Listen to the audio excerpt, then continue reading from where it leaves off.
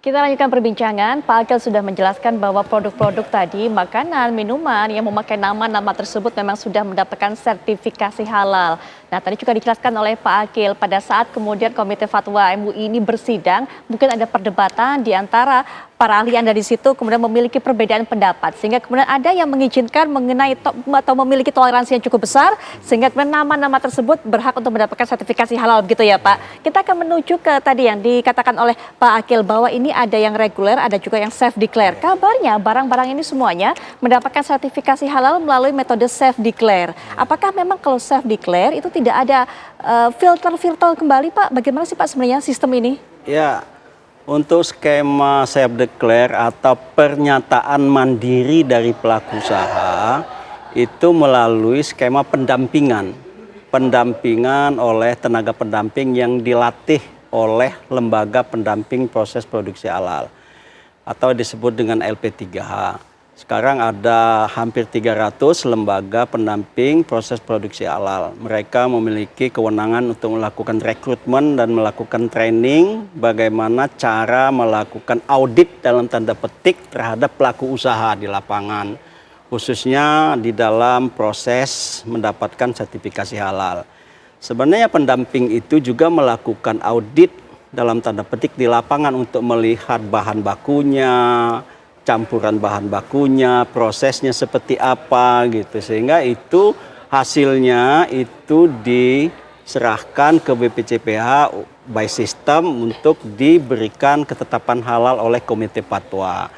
Jadi yang mana saja misalnya yang boleh mengikuti skema self declare ini, itu memiliki syarat dan ketentuannya, persyaratannya. Pertama, produk-produknya itu bersifat alamiah. Alamiah itu ya misalnya tumbuh-tumbuhan, buah-buahan, kacang-kacangan gitu yang tidak ada olahan apapun, itu adalah produk-produk alamiah. Kemudian produk yang titik kritisnya rendah.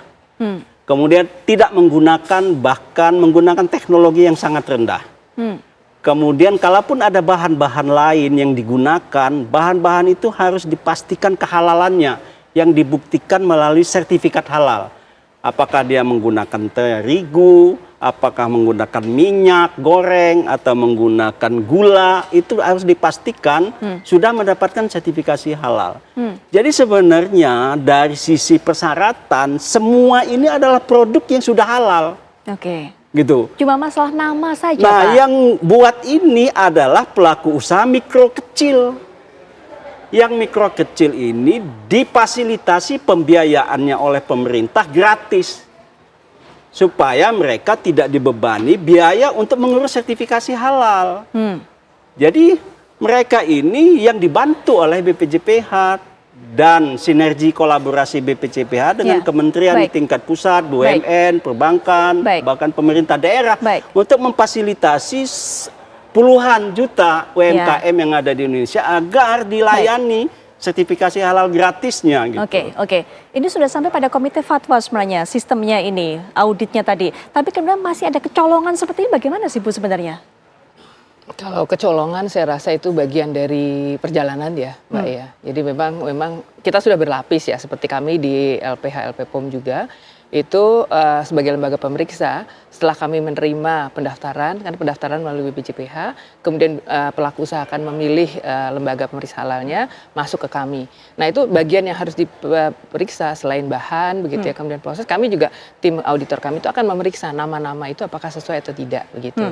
Setelah itu kemudian dilakukan proses audit, dilihat bahannya, dilihat prosesnya, kemudian dibuat laporannya. Ada lagi sebelum masuk ke Komisi Fatwa diperiksa lagi apakah memang ada terpenuhi atau tidak, begitu ya. Kemudian baru masuk ke Komisi Fatwa. Jadi lapisan-lapisan itu ya kalau memang dilakukan secara manual gitu, ada sangat berpeluang. Contohnya misalnya yang pernah kami alami. Kalau dari yang kemarin Pak Kaban dari BPCPH menyampaikan, itu termasuk ada 32 Pak yang hasil dari pemeriksaan yang dilakukan oleh LPPOM. Nah setelah kami telusur, ternyata sebagian besar itu adalah memang betul ada menggunakan nama wine, tapi nama wine itu merujuk kepada warna kosmetik sebetulnya. Oke. Ya, jadi tidak kepada makanan minuman, tapi ke warna lipstick misalnya Mbak, begitu ya, red wine red begitu. wine. Nah Itu diizinkan itu begitu, diizinkan karena tidak kemudian menyerupai atau mendekati sesuatu yang aslinya haram begitu ya, karena itu hanya sekedar warna. Nah, tapi ternyata ada beberapa juga setelah kami cek, itu ada yang memang ternyata kesalahannya salah ketik terjadi begitu ya, sehingga tidak ada ketidaksinkronan data, sehingga keluarnya akhirnya yang tadinya harusnya beef itu menjadi beer, F menjadi R, itu kan kesalahan administratif. Nah, kemudian ada juga yang kejadiannya ternyata pada saat mendaftar misalkan ada yang namanya beer ginger, kami menemukan juga namanya beer ginger, kemudian pada saat diaudit bahan-bahannya halal semua seperti sampaikan Pak Kaban tadi, produknya artinya produknya halal, kemudian tidak menyerupai juga bir begitu ya, jauh sekali dari bir. Nah, kemudian dari kami minta kepada pelaku usaha ini tidak memenuhi persyaratan dari Komisi Fatwa, tidak memenuhi SJPH, sehingga harus dilakukanlah proses penggantian nama begitu ya. Akhirnya oke, setuju. Nah, setuju, tapi ternyata ya itu ada kesalahan sehingga ternyata itu tidak terdokumentasi begitu.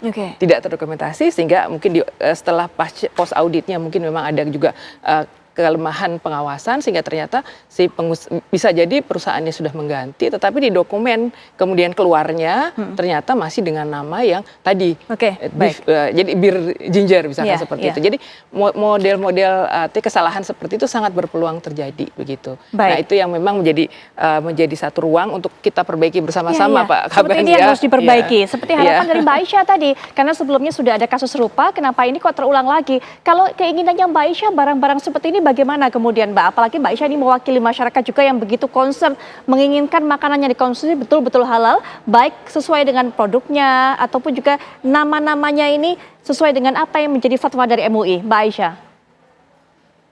Baik, kalau tadi dari perbincangan Pak Kaban juga dan Ibu Muti, berarti kan di sini adalah pengawasan ya, pengawasan baik melalui metode self declare ataupun yang reguler. Nah, kita ada 70 LPH dan banyak sekali pendamping ya P3H ini, berarti ini kerja keras dan kerja beratnya BPJPH dalam hal pengawasan kedua sektor ini ya, baik P3H-nya ataupun juga LPH-nya. Bagaimana caranya supaya tidak kelolosan lagi. Kalau masyarakat kan tidak mau tahu bagaimana urusan di dalam. Tahu-taunya kok ini ada tuak, ada tuyul, ada setan gitu ya. Bagaimana nih kerjanya BPJPH, bagaimana kerjanya LPH, bagaimana kerjanya Komite Fatwa ataupun Komisi Fatwa MUI. Itu pertanyaan dari masyarakat. Maka saran dari kami, ya mudah-mudahan ke depan seluruh stakeholder halal yang ada di Indonesia duduk bareng-bareng. Bagaimana caranya kita meminimasi yang namanya kesalahan yang ada supaya masyarakat percaya gitu kan. Nah, karena sekarang kan sudah ada trust issue nih Pak, mohon maaf ya ke BPJPH. To be honest saja sudah ada trust issue karena kejadian ini berulang lagi. Mudah-mudahan ke depannya sih bisa lebih baik lagi ya Mbak ya. Yang saya tadi sampaikan, yuk bareng-bareng kita duduk, ayo kita selesaikan bagaimana halal Indonesia jauh lebih baik lagi.